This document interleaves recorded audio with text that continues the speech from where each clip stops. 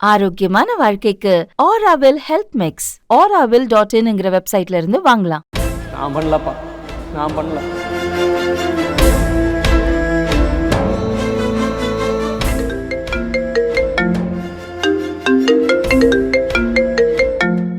Hello அண்ணா, உங்களை பத்தி இப்படி கேள்விப்பட்டேன், உண்மையா?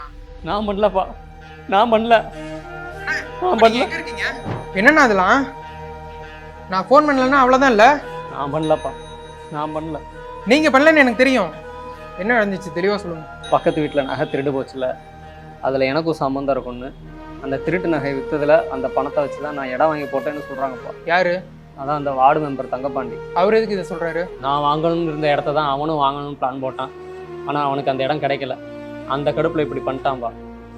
அவன் சொல்கிறத நம்பி ஊரும் என்னை தப்பாக பேசுதுப்பா. சரி, அவன் தான் இப்படி பொய்யா எல்லாத்துக்கும் பரப்பி விடுறான்னு சொல்லி தெரியுது இல்ல? அதை ப்ரூவ் பண்றதை விட்டு இப்படி உட்காந்துருக்கீங்க. வார்டு மெம்பரு, அவனுக்கு ஆளு பணம் எல்லாமே இருக்குது. அவன்கிட்ட மோதி ஜெயிக்க முடியுமா? இத்தனை நாள் நான் வந்து பணம் இல்லைனாலும் நிம்மதியாக மானத்தோடு இருந்தேன்.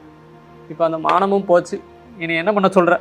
அதான் இந்த முடிவுக்கு வந்துட்டேன். இப்போ நீங்க செத்தீங்கன்னா அவன் சொன்னது உண்மைன்னு ஆயிராதா? சண்டை போட்டாலும் சட்டப்படி நீங்க அவன் சொன்னது பொய்ன்னு நிரூபிக்கணும்னு. எப்படிப்பா முடியும்? முடியும். நீங்க கோர்ட்ல போய் அவன் சொன்னதுக்கு கேஸ் போட்டு இழப்பீடே வாங்க முடியும். கோர்ட்டு கேஸா? சட்டம்லாம் பெரிய பெரிய ஆட்களுக்கு தான்ப்பா, நம்மளை மாதிரி சாதாரண மக்களுக்கெல்லாம் கிடையாது. ஏன்னா பெரிய பெரிய ஆளுங்களுக்கு மட்டும்தான் மான மரியாதைலாம் இருக்குமா? ஏன் நமக்குலாம் இருக்காதா? சட்டங்கிறது எல்லாத்துக்கும் சமம் தானே. இதுக்கு நம்ம மான நஷ்ட வழக்கு போடுறோம். மான நஷ்ட வழக்கா? என்னப்பா சொல்கிற? ஒருத்தருடைய பேரு, மான மரியாதை இதெல்லாம் கெடுக்கிற மாதிரி அவரை பற்றி தப்பாக ஒரு விஷயத்த மற்றவங்கள்ட்ட பரப்புறது. அப்படி பரப்புறவங்க மேலே நம்ம கோர்ட்டில் போய் கேஸ் போட்டு மான நஷ்ட வழக்கு போட்டு அதை வந்து டிஃபமேஷன் ஷூட்னு சொல்லுவாங்க. இந்த ஷூட் போட்டு இழப்பீடு நம்மளால் வாங்க முடியும். இதை வந்து 2 வகையில் போட முடியும். ஒன்று சிவில் டிஃபமேஷன் ஷூட்டு, இன்னொன்று வந்து criminal defamation suit. Civil defamation suit அப்படின்னா ஒருத்தவங்க உங்களுடைய மானபங்கப்படுத்திட்டாங்க, ஒரு விஷயத்தை தப்பாக பரப்பிட்டாங்க, அது மூலமாக உங்களுக்கு நிறைய நஷ்டம் ஏற்படுது, மன உளைச்சல் ஏற்படுது அப்படின்னா இந்த சிவில் டிஃபமேஷன் ஷூட் போட்டு இதை வந்து டேமேஜ் ஷூட்னு சொல்லுவாங்க. இந்த கோர்ட்டில் போட்டோம் அப்படின்னா நமக்கு ஆன நஷ்ட ஈடை வாங்க முடியும். இந்த டிஃபமேஷன் ஷூட் போடுறது மூலமாக 5000 ரூபாயிலேருந்து 1 கோடி ரூபா வரைக்கும் கூட இழப்பீடு வாங்க முடியும். அது அவங்களுடைய அந்தஸ்தை பொறுத்து. MS தோனி வந்து ஒரு டிஃபமேஷன் ஷூட் போட்டார், ஒரு IPS ஆஃபீஸரை எதிர்த்து. அதில் வந்து 100 கோடி ரூபா வந்து இழப்பீடு கேட்டிருந்தார். ஸோ அந்த மாதிரி ஒவ்வொருத்தவங்களோட அந்தஸ்தை பொறுத்து, அவங்களுடைய வசதி வாய்ப்பு பொறுத்து, அவங்களுடைய சேலரியை பொறுத்தும், அவங்களுக்கு எந்த அளவுக்கு பாதிப்பு ஏற்பட்டிருக்கு அதை பொறுத்தும் இழப்பீடு வாங்க முடியும். இது வந்து சிவில் ஷூட்டு. இன்னொன்று கிரிமினல் டிஃபமேஷன் ஷூட்டு. உங்களை பெரிய அளவில் இழிவாக பேசிட்டாங்க, உங்கள் மனசு அதிக அளவில் அது பாதிச்சிச்சு அப்படின்னா இந்த சைடு நம்மளால் அப்ரோச் பண்ண முடியும். இதில் வந்து IPC செக்ஷன் 499 இதுதான் அந்த மான நஷ்ட வழக்கு பற்றி எல்லா விஷயங்களையும் தெளிவாக சொல்லுது. IPC செக்ஷன் 500 இதுக்கான தண்டனை என்ன அதை பற்றியும் சொல்லுது. இதில் அதிகபட்சமாக 2 வருஷம் வரைக்கும் கடுங்காவல் தண்டனையும் ஃபைனு ரெண்டுமே விதிக்கிறதுக்கான வாய்ப்பு இருக்குது. இதுவே புதுசாக வந்திருக்க BNS சட்டப்படி பார்த்தோம் அப்படின்னா செக்ஷன் 356 இதை பற்றி தெளிவாக சொல்லியிருக்காங்க. எல்லாம் சரிதான்ப்பா. அவன் என்னை பற்றி பொய்யா சொல்லியிருந்தாலும் கேஸ் நிற்குமா? அதெல்லாம் நிற்கும்ண்ணா. ஏன்னா அவன் உங்களை பற்றி அவதூறு பரப்பியிருக்கான். அவதூறு பற்றி என்ன சொல்லியிருக்காங்க தெரியுமா? ஒருத்தவங்களை பற்றி தப்பாக ஒரு விஷயத்தை பேசுறது, எழுதுறது, வரைகிறது, செய்கை மூலமாக கன்வே பண்ணுறது, அதுவும் இல்லாமல் online platform YouTube, Facebook, Instagram இந்த மாதிரி விஷயங்களில் பரப்புறது எல்லாமே இந்த சட்டத்துக்கு கீழே வரும். நம்ம கண்டிப்பாக கேஸ் கொடுத்து அந்த கேஸில் ஜெயிக்கவும் முடியும். சரிப்பா, கோர்ட்டில் போய் கேஸ் போட்டாலும் நாம தானே அதெல்லாம் நிரூபிக்கணும். நிரூபிக்க முடியலன்னா கோர்ட்டில் போய் கேஸ் கொடுத்தோம்னா அவங்களுக்கு தேவை ப்ரூஃப். அது வீடியோவாக இருக்கலாம், எழுத்து மூலமாக இருக்கலாம், அல்லது சாட்சியாக இருக்கலாம்.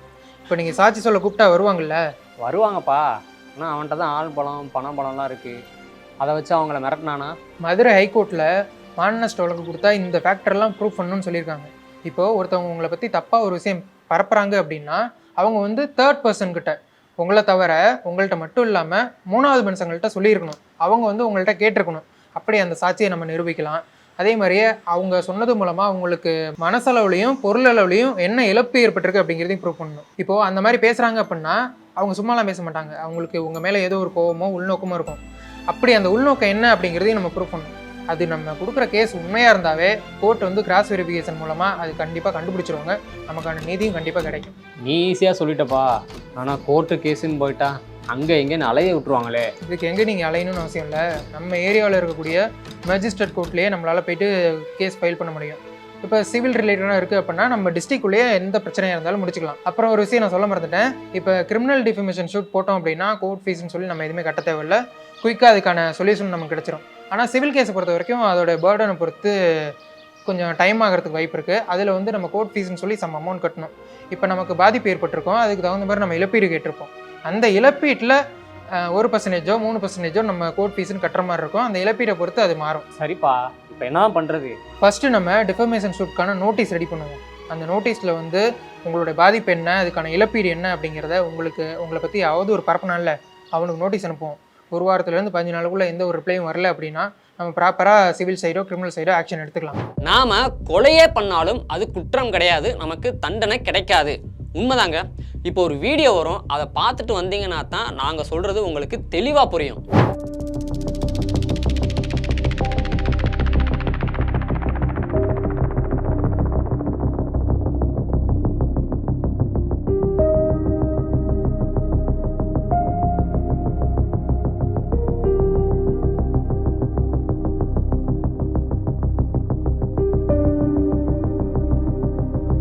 இப்போ இந்த வீடியோவில் அந்த பெண் அந்த நபரை தள்ளி விட்டதுனால தான் அவருக்கு மண்டையில் அடிபட்டு அவர் இறந்து போயிடுறாரு. அப்போ அந்த பெண் செஞ்சது கொலை குற்றம் தானே, அந்த பெண்ணுக்கு தண்டனை கொடுக்கணும்ல அப்படின்னு கேட்டால் கிடையாது.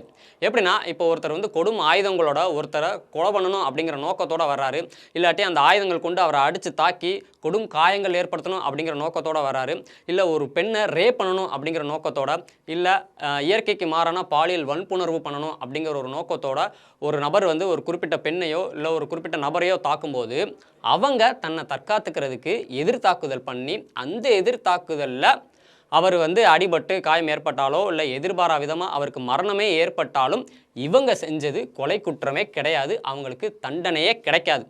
இதுக்கு பேர் தான் ப்ரைவேட் டிஃபென்ஸ், தற்காப்பு உரிமை அப்படின்னு ஐபிசி செக்ஷன் 100ல் சொல்லியிருக்காங்க. இது மட்டும் இல்லை, ஒரு நபர் வந்து ஒரு பெண்ணை அடைச்சி வைக்கும் போதோ இல்லை கடத்தும் போதோ இல்லை அந்த பெண் மீது ஆசிட் வீசும் போதோ அந்த பெண் தன்னை தற்காத்துக்கிறதுக்கு தாக்க வந்த நபர் மீது எதிர்த்தாக்குதல் பண்ணி அவருக்கு எதிர்பாரா விதமாக காயம் ஏற்பட்டாலோ இல்லை மரணம் ஏற்பட்டாலோ அந்த பெண் செஞ்சது ஐபிசி செக்ஷன் 100 படி கொலை குற்றமாகாது, அவங்களுக்கு தண்டனையே கிடைக்காது. ஏன்னா அது தற்காப்பு உரிமை இல்லை. இப்போ இதே மாதிரி தான் இப்போ நீங்கள் பார்த்த வீடியோவில் கத்தி முனையில் மிரட்டுற அந்த நபர்கிட்ட இருந்து அந்த பெண் தப்பிக்கிறதுக்கு தன்னை தற்காத்துக்கிறதுக்கு தள்ளி விடுறாங்க. அதில் எதிர்பாரா விதமாக அவருக்கு தலையில் அடிபட்டு அவர் இறந்து போயிடறாரு. ஸோ இந்த இடத்துல ஐபிசி செக்ஷன் 100 தற்காப்பு உரிமைப்படி அந்த பெண்ணுக்கு தண்டனை கிடைக்காது, கொலை குற்றம் ஆகாது.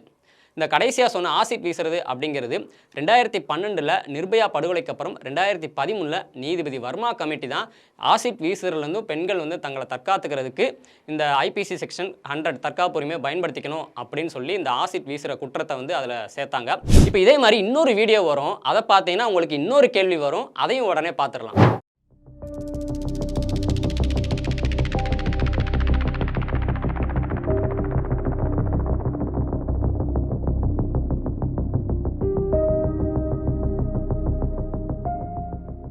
இப்போ இந்த வீடியோவில் அந்த பெண் தாக்கலை, கூட இருந்த நபர் தான் தாக்க வந்த நபரை தள்ளி விட்டு அதனால் மண்டையில் அடிபட்டு அவர் இறந்து போயிறாரு. இப்போ இந்த நபர் செஞ்சது கொலை குற்றம் தானே, அவருக்கு தண்டனை கிடைக்கும்ல அப்படின்னா அந்த நபர் செஞ்சதும் கொலை குற்றமாகாது, தண்டனை கிடைக்காது. ஒரு விஷயம் மட்டும், வாய்க்கு வாய் மாறும் பொழுது பூ வச்சு பொட்டு வச்சு அவன் ஆசைக்கு தகுந்த மாதிரி அலங்காரம் பண்ணி போயிட்டே இருக்கும்.